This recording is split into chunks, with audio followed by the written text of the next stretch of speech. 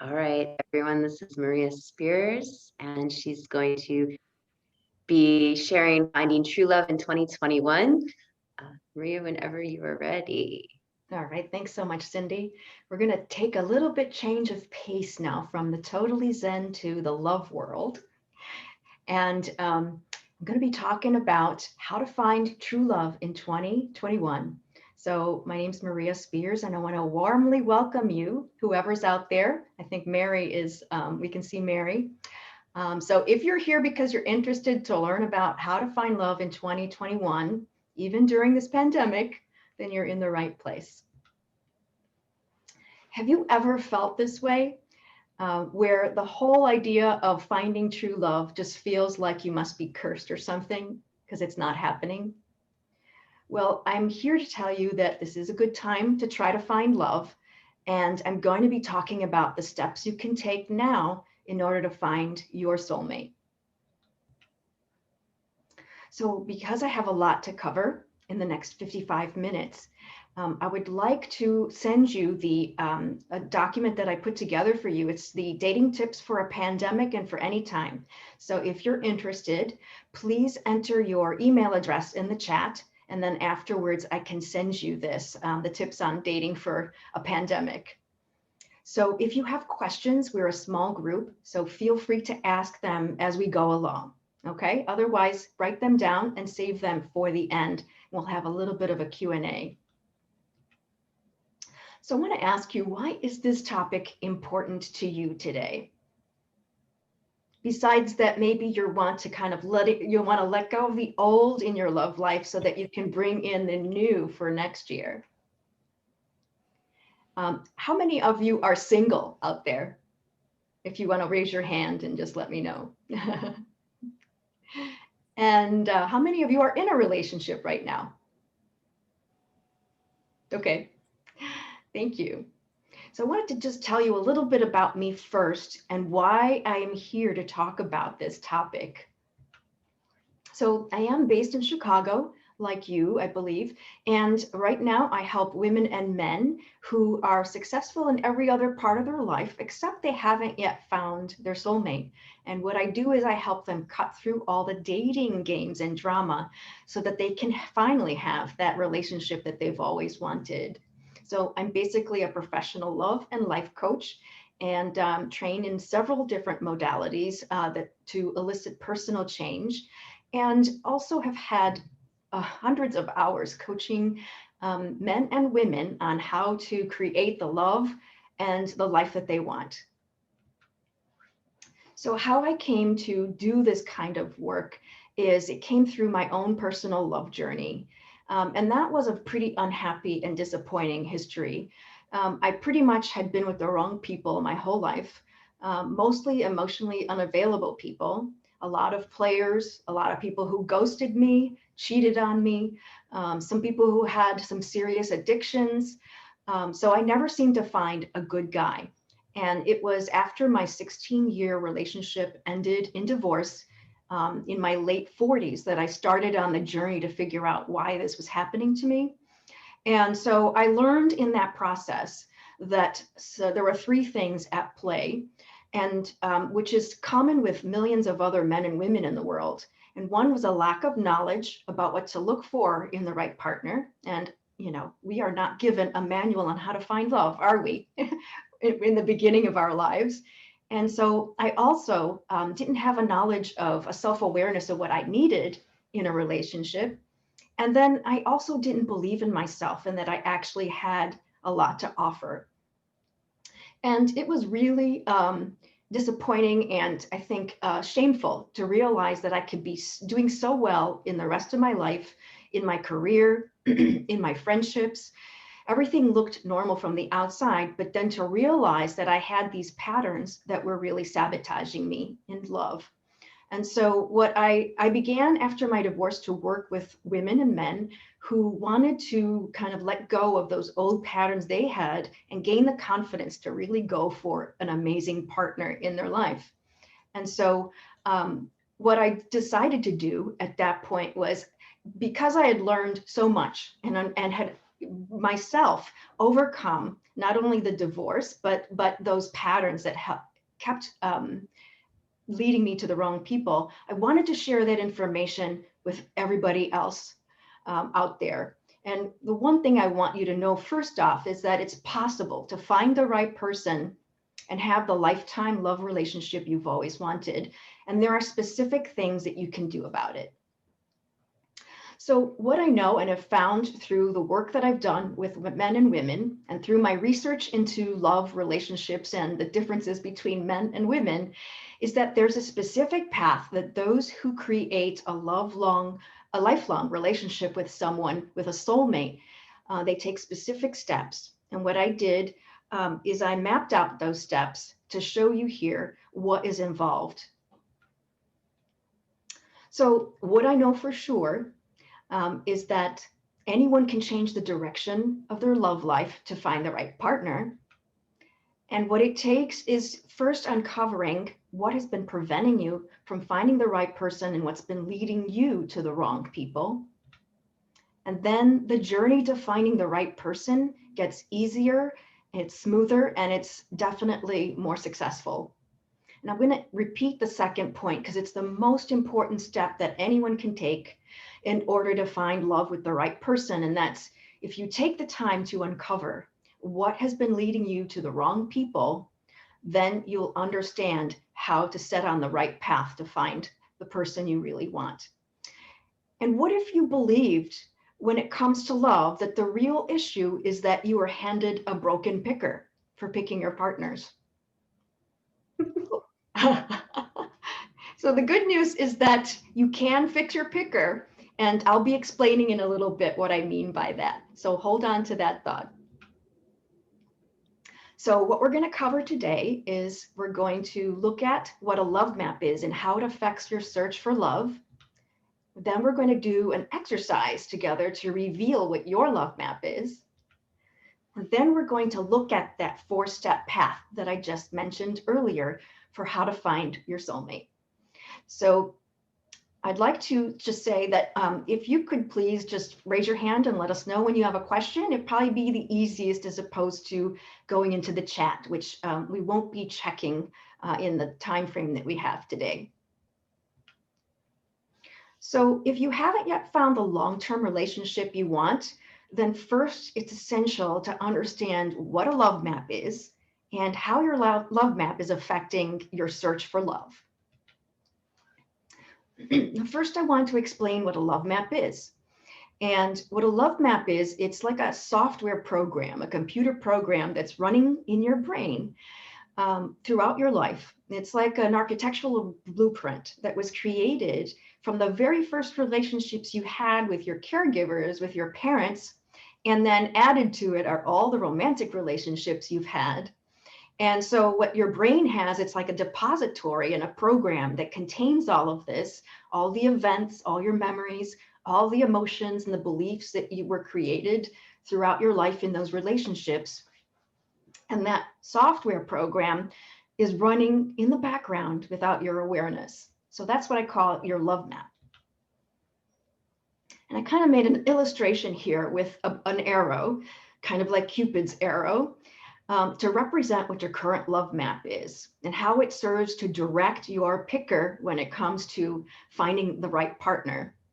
So this pointer or this love map is actually preset to send you in a specific direction when you're out there looking for partners and you're dating. It's kind of like a love navigation system. So learning about the love map is a foundational concept that I help my clients with. So that they can make the shift, taking what they learned from their old love map and use it to redirect their picker so that they can find the right kind of person for them. Because if you don't really stop and understand what your love map is right now, it's going to continue to direct you in a specific direction. And it's going to end up limiting your ability to notice all the possibilities out there for you in terms of finding a life partner. So what your love map contains, besides memories of past events and patterns from past relationships, it also contains an emotional and a mental component. So it has specific fears in it. And some of the most common ones are these: the being rejected, abandoned, not feeling lovable, not feeling worth it, not feeling deserving of love. And these operate out of your awareness. They're subconscious patterns, and you're rarely aware that you're feeling this way. And there's a number of life circumstances that cause these. So I'll give you a few examples. One of them is when parents divorce, the brain of a child internalizes the one parent who leaves the house and doesn't live with them anymore as having abandoned them. And they may even feel like it was a rejection, like they rejected them, as opposed to thinking it was two adults who decided to separate. Another way that some of these fears can come up through early experience is, for example, when one parent is really emotionally distant. And the only way a little kid can internalize this when an adult is not showing them enough affection and love is to think that this is evidence that I must not be lovable. I must not be worthy or deserve love if, dad or mom is not paying attention to me. So what happens as an adult in dating and relationships is a couple of things. When there was an emotionally distant adult, the person who's the adult will then gravitate towards people who are, again, emotionally distant without being aware of it. But this is where their picker might be sending them in their journey to love. So another example is that someone who doesn't feel lovable literally is broadcasting energy out into the world to others through their words and actions and their posture and behavior, that they're not lovable. And so then it stops them from being able to attract the person who will find them lovable. There's also some very common beliefs that we kind of adopt in that early experiences that becomes part of our love map. I'm not good enough. I'm not good enough. And see how many of these you can relate to. I'm not smart enough, handsome enough, pretty enough, interesting enough, sexy enough, skinny enough, fun enough, young enough. I mean, we all have, right, a whole long list of our enoughs. And then there's the I'm to's. I'm too heavy. I'm too picky. I'm too short. I'm too tall. I'm too curvy. I'm too boring. And for women today who are pretty independent and they can take care of themselves and they have a really good life already before finding a partner, they might have beliefs like I must be too strong, I'm too opinionated, I'm too successful, I'm too intimidating for men or too much to handle. I'm expecting too much. See if you kind of resonate with any of these. Then there are the beliefs about possibility, such as it's not possible for me. If it was going to be possible, then it would have happened already. I won't find the right one, or he or she doesn't exist, or all the good ones are taken. So those are the beliefs about how it's not possible for you. And then there are the time-related beliefs, like my biological clock is ticking, it's too late for me, I'm too old. So in dating and relationships, these beliefs affect someone in different ways. And here are some examples. So a person might try to be a chameleon in relationships and try to do whatever it is they think the other person wants them to do or is looking for in order to be accepted. Or they won't feel free to share 100% of themselves in order to be vulnerable in the relationship. Or they might settle for what they can get in the dating world as opposed to looking for what they really want. And some of the beliefs that correspond to this are, oh man, that one is way out of my league. So there are some people who give up entirely on the search for love, when they have some of these beliefs. It's pointless, I give up. So what happens when you have some of these beliefs, again, on an energetic level that other people can pick up on, is that imagine yourself as if you were a beacon of light. You know, you're out there so ships can find you in the ocean. But if your light is dim, that spark in you that's beautiful, that attracts people to you, that makes you unique, if that light is dim or it's off, then those ships, those other people, can't find you out there in the ocean of love. And they won't notice you, and they will just keep moving on past you.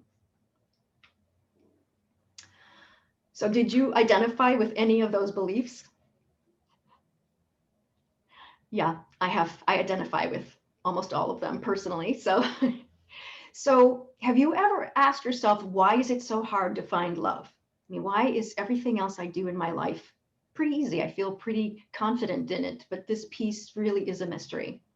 Well, part of the reason this is happening is because that love program you have in your brain is very different from the patterns and the programs you have for doing all the other things in your life, such as your job and your career.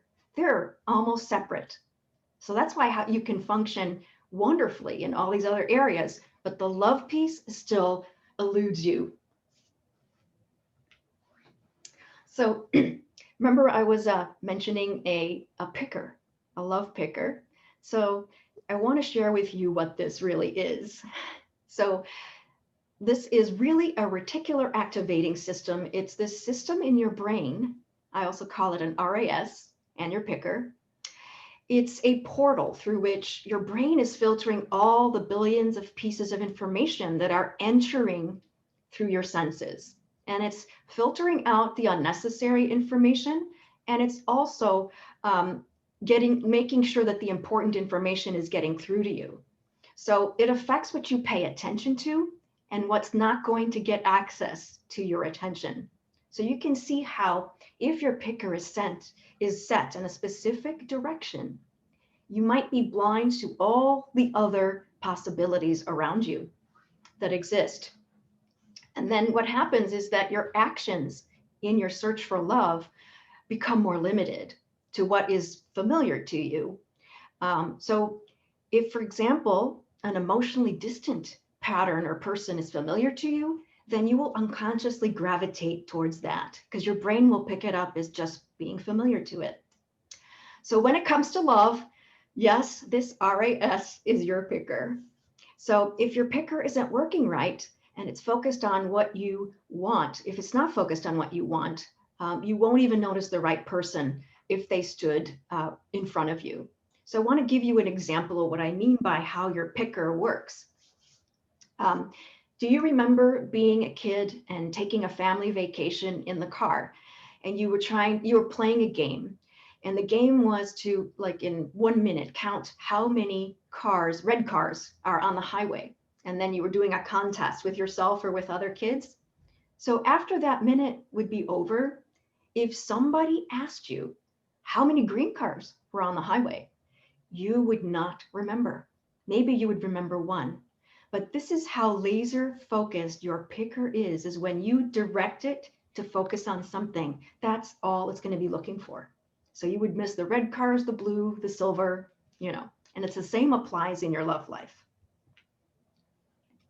So besides your love map, that your love map is directing your picker in love relationships, there are also a lot of treasures that you can find in your current love map from your past experiences. And so if you can know and understand how it's affecting your search for love, and you can identify those limiting beliefs and fears inside it, then you have a chance to break the old patterns, change your point of attraction with people out there, and replace them with empowering beliefs. So you get to redirect your picker in the direction of what you want, as opposed to in the direction of where it's always been going. And then your whole process for finding the right match gets easier and more streamlined for you. All right, so now we're going to take a couple of minutes to do a brief exercise to help you reveal your love map, the one that's operating for you unconsciously right now. So I'd like you to take out a piece of paper and pen and orient your paper in the portrait mode as opposed to the this mode, landscape mode. So we're going to take about 8 minutes or so to do this exercise. So what I'd like you to do as we're doing it, though, is to approach this as a compassionate scientist, someone who's collecting data on relationship patterns. And anytime you are tempted to judge yourself for what you see, I want you to go back to the role of being the compassionate scientist for yourself. Okay. So please let me know if I'm going too fast. So as you have your sheet of paper out in portrait mode, I'd like to ask you to create one column on the far left that has the top of it is labeled person. And then on the far right, the top of the column is labeled qualities. And in between, leave like a big blank space.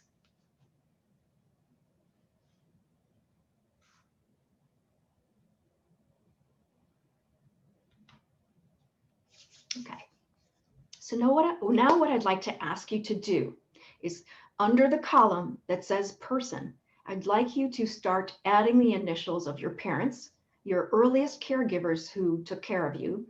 And if that means that it was also some step parents or grandparents, include their initials. And for this exercise today, I'll say include up to 4 names. We probably won't have enough time to do more than that. So just put their initials in there under the person column. Now, I'd like to ask you to think about, for each person, starting with the first one, what is their 2 top most positive qualities about that person? And then in the qualities column, start listing those qualities.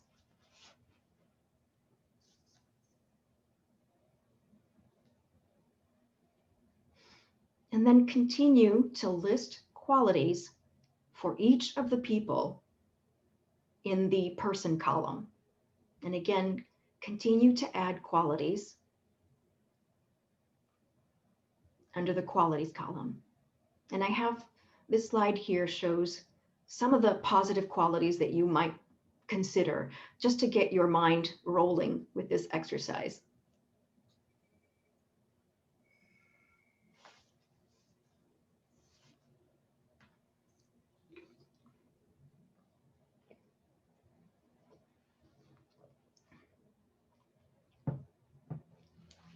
And when I see you lift your head up, I'll know that we can move on to the next piece.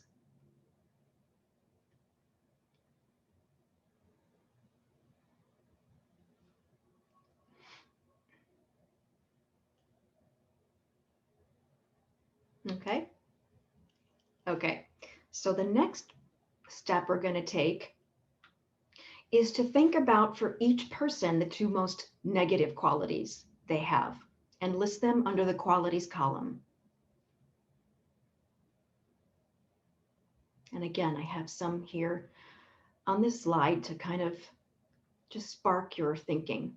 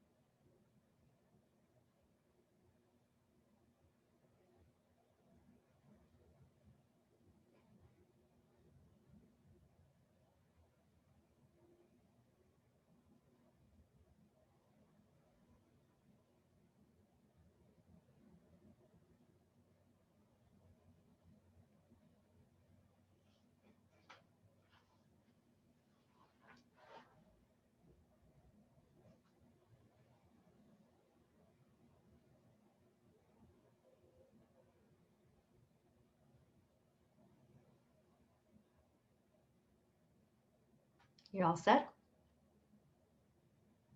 Are you still thinking? No, I'm good. Okay, thank you. Okay, now we're going on to the next step.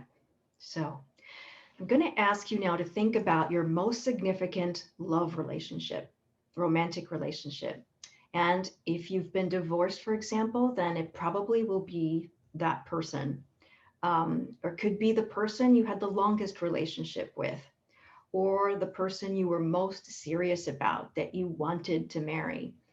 So just pick one, and I want you to put that person's initials under the person column. It could be your deepest love, the one that got away.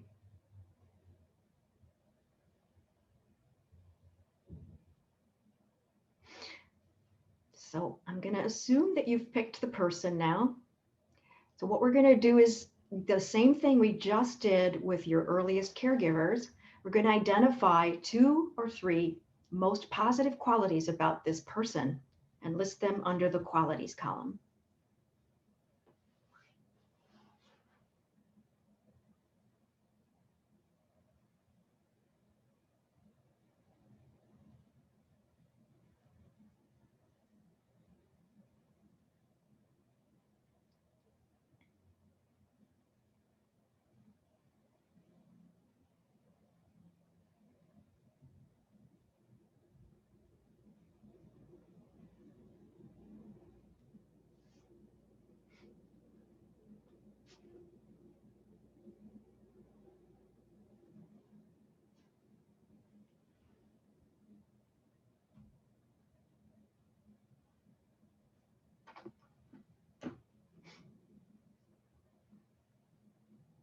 Okay.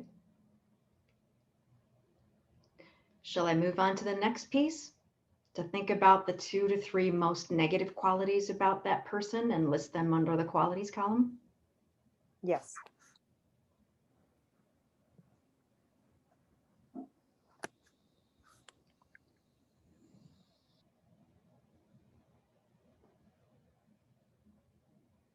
Okay. And just let me know when you have finished that part.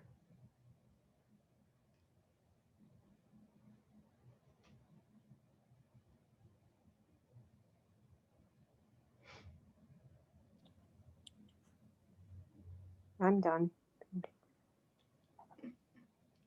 Okay, great. All right. So now what we're going to do is for each person, okay, starting with the first person, I want you to go down the list of qualities and ask yourself, for each quality, does this person have this quality? And only if they do have the quality, then take a line and draw it from the person's name to that quality. Okay? So for each person going down the list of qualities, when they do have the quality, draw a line to connect the person with the quality.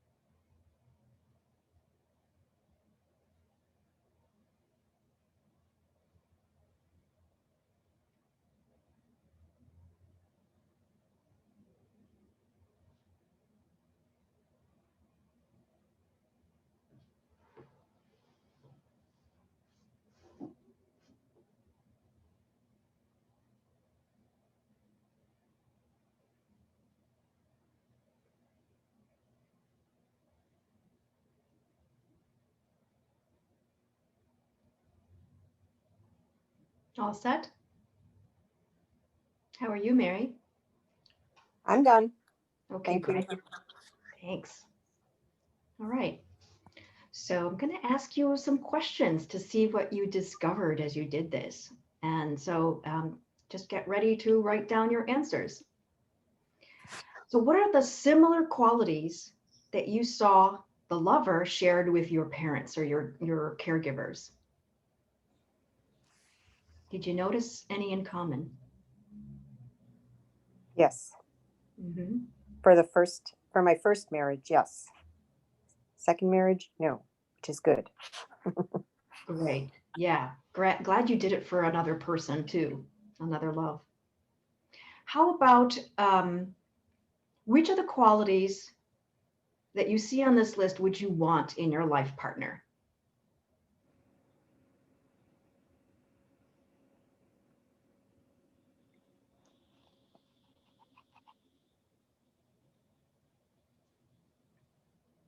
And you can also think about which qualities you would not want in a life partner. Mm-hmm.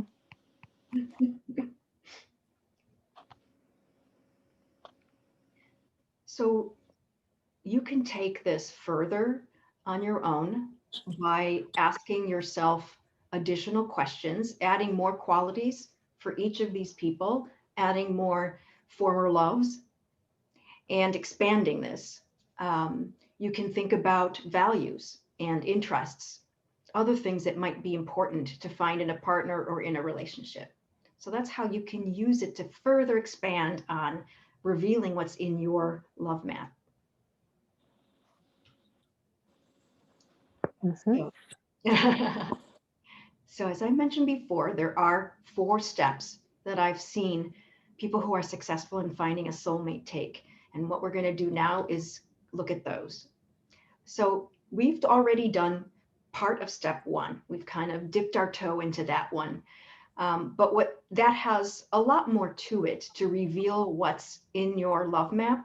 And when I work with people, we do go deeper and look at all the patterns that are there, all of the limiting beliefs and fears that are inside that, kind of trying to excavate it all the dynamics and the patterns, all the things that form points of attraction to certain types of people. So we then work on releasing the limiting beliefs and emotions around love and relationships. And we replace them with empowering beliefs about themselves and about their future and their future partner. So in step 2, which is the next thing, you create a new love map. A love map that could lead you to the type of person you really want and would need in your life. And what we do is we take information from the old love map and we discern what the essential must-have qualities are, as well as the deal breakers, the non-negotiable qualities about the person and about a relationship with that person. So these qualities help you to easily weed out early on in the dating process, people who are either going to have the deal breakers or people who don't have the essentials. And so when you end up creating a new love map like this, you basically redirect your picker in the direction you want to go. You basically tell it to aim for new criteria. And these new criteria also help you to identify potential partners, the better matches for you more easily. You can recognize dead end relationships and stop wasting time in them. And then you can focus more of your energy on deepening the relationships with the people who are better matches. One of the side effects of doing this part of the process is when you understand what your old points of attraction are that lead you to the wrong people, you'll no longer find yourself attracted to the wrong ones, the heartbreakers, the ones who aren't right for you or waste your time. And also, you will start to gravitate very strongly towards people who are a higher quality match for you. So I want to ask you, in the search for love, how do you determine if someone is a high quality match for you so that you're not wasting time in dead end situations? And just something to think about. Mm-hmm.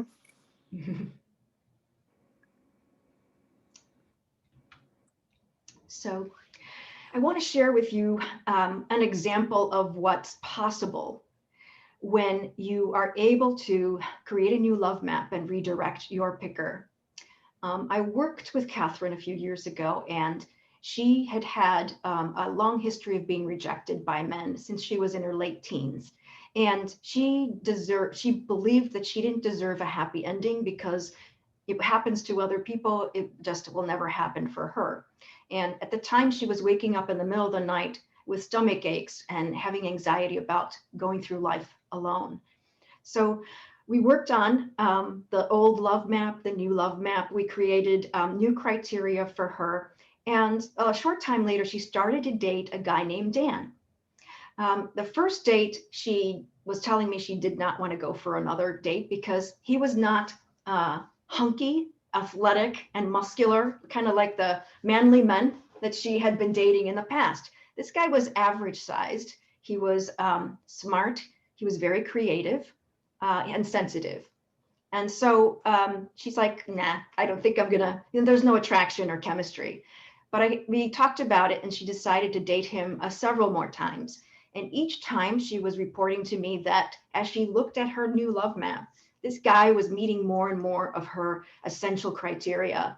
And as a result of feeling more fulfilled and more connected to him, they ended up developing a really powerful chemistry and attraction. So I think she would have never given this type of guy another chance, but she was able to expand what her picker was looking at to take him into account.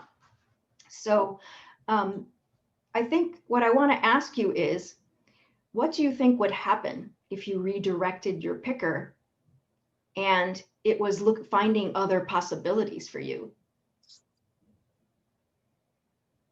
What do you feel might be affecting your search if you're out there looking? All right, so I just mentioned a little about step 1 and step 2, and now I'm going to introduce you to step 3. This is one of my favorites. So this one is about updating or upgrading your dating and relationship skills. And the first piece is about understanding men and women better and the differences we have. You know, we were from the beginning of time designed differently, completely differently, you know, chemically, in our brains, physically. And so from early human evolution, we were that different. And no matter how much we women like to do this, we like to think that men are hairy women. It's just not the truth. You know, that's not the way they are. So, you know, it's about learning what these differences are and learning how to communicate with men to create deeper intimacy, you know, so that we can really understand each other. And it's also being able to communicate to a male partner or the other partner, you know, what you want, because there's nothing they like more than making us happy, pleasing us, at least the good guys, not every one of them. But so if we can help them be more successful at that, then they're happy. So also there are some misconceptions about what men are really looking for. And it might surprise you, some of the things I'm going to mention, and it may not, but the number one thing they're looking for is confidence. They're looking for kindness. They're looking for a woman who knows how to appreciate them and regularly. They're looking for someone who listens to them and really gets what he's about as a man. They're looking for a woman to show up in her feminine energy. And so many women today, you know, we go through our work lives and our lives in general, really using our masculine skills, our masculine energy. But when it comes to a romantic relationship, or at least this man-woman relationship, a man is looking for the things that are feminine, which is softness, which is receptiveness, intuition, nurturing, being open, you know, understanding and compassion. They're not looking to repeat what they experience with other men. And they also want to feel needed and wanted, that they're actually contributing and making a positive contribution to your life. So the thing is that if they don't believe that they can contribute to your life in some way, or that if they don't believe that they can actually make you happy, then they won't be considering you for a serious relationship or for marriage. Those are the criteria deep down that they are actually thinking about when they're considering someone for a life partner. So moving on to step 4. Step 4 is about your heart guidance system, and it's about creating a different mindset about your search for love, which means thinking about yourself as a queen who's looking for her king, who's going to be choosing her king. And that's a very different shift in mindset, in a more empowering stance. And it changes the kind of actions you take when you're out there dating and interacting with someone in a relationship. It's kind of like this 4th step is using your picker, except on steroids, because you've got all your heart behind it. You're showing up 100% as yourself. You are feeling like you vibrate love. Your heart is wide open, and you're also feeling magnetic to the right types of people, the types of people who are looking for exactly, what you have to offer in a relationship. And it also means honoring your heart's desires in a way where you take action for the things that you want, and getting yourself the support you need in order to be successful in your love journey. I just want to share one more short snippet about someone I worked with who had done all the other work in the steps, and then she also set her heart guidance system on the right person. And Nikki had never had a boyfriend before, and she pretty much felt she was unattractive to men. And so after we did the work, the groundwork for her, she decided that she was going to pursue a daily yoga practice in anticipation of finding her soulmate. And so she put up a picture of Chris Evans, right where she could see it as she did her yoga. And a couple weeks later, she returned back to her home country to visit family. And she ended up texting me and saying, "You won't believe what just happened." She said, "I just met the most wonderful man, and he looks exactly like Chris Evans." And I get chills about it today because I'm so profoundly happy for her. She was able to move back home to her home country to be with him. A year and a half later, they got married, and this year they had their first child. So she really turned on that magnetic piece to go after what she really wanted. So these are the essential 4 steps to help you find someone who's the right match and to find someone with whom you can have an enduring, lifelong relationship. The thing is that if you don't really sit down and focus on step 1 first, the rest of what you do can get derailed and thrown off track. And that picker is going to keep focusing on your current or your old love map for finding partners. So as you look at this big picture, I want to ask you to think about, what do you think you need to work on or learn from this big picture? And just kind of digest it for yourself.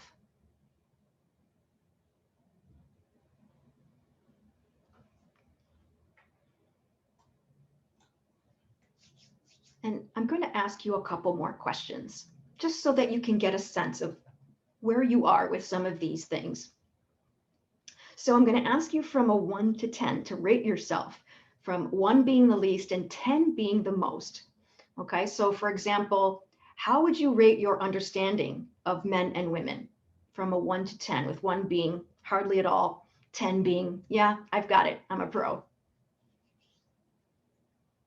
And just either write that down or just say it out loud, whatever is comfortable. Okay, yeah, show me with fingers, thank you. Awesome. So another question for you is, how comfortable are you communicating your needs to a partner from 1 to 10? 1 being awful, 10 being I'm a star. Amazing. Excellent. So far, I'm just seeing Cindy. So thanks, Cindy.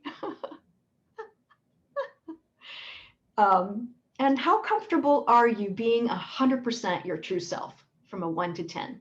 1 means you completely hide. 10 means you are not only your true self, but you are. Yeah. Okay. And finally, how confident are you in your dating skills from a 1 to 10? 1 is, oh, I feel so uncomfortable with this. And 10 being, yeah, it's like it's a piece of cake. Excellent.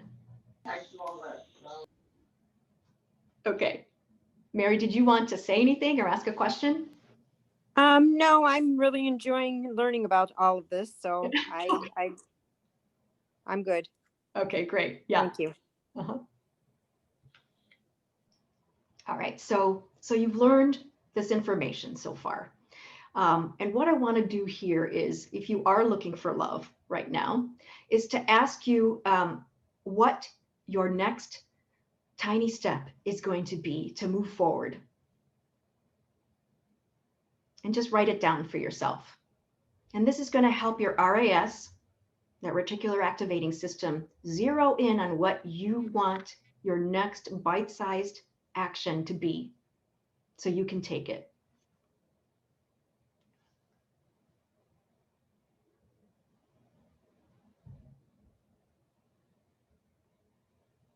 All right. So we have set down an intention for you to move forward towards. Now I want to tap into the creative side of your brain, and I invite you to imagine something bigger for yourself. So if you want to take just a few minutes here to sit back in your chair and close your eyes and take a couple of breaths.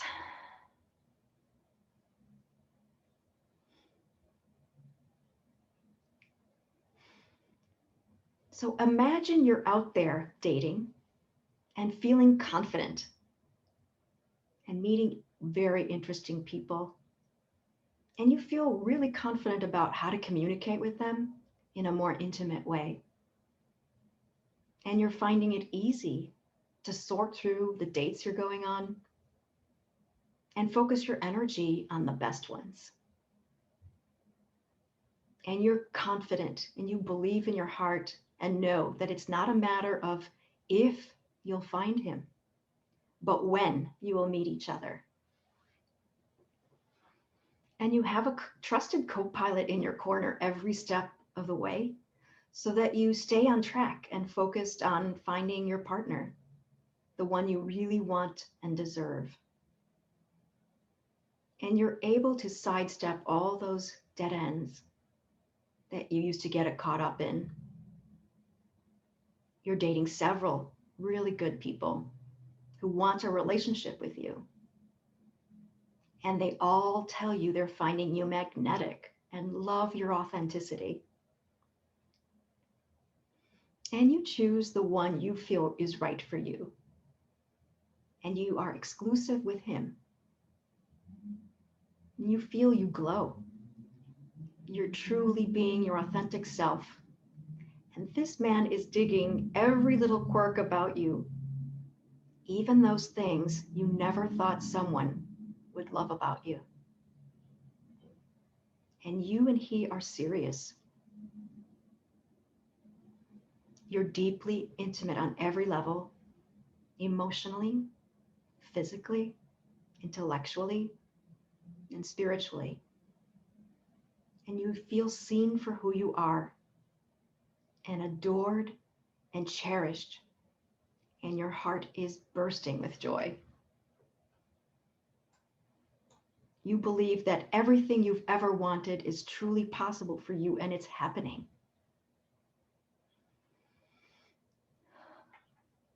So I want to ask you now to slowly open your eyes and come back to the room.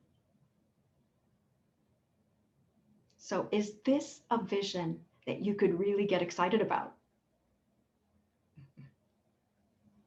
Yeah, great. So now that you're clear and you're in this vibration of excited and your heart is open, my question to you is, how do you stay focused and motivated? You know, when this seminar is over and when the holidays start hitting you and all your inbox is full of messages. The reality is that the focus and motivation you have at this moment is going to probably go right out the door as soon as you click the Zoom off today. So as you're preparing for the changes that you want to make, for that first step you're planning to take, what is your support system to help you stay committed to yourself and to this future that you see for yourself? Who do you feel you have in your corner to support you in achieving this? I really recommend that you pull together your support system, your support team, and have it in place so that you can keep moving forward after today. So I want to ask you if you have any questions now.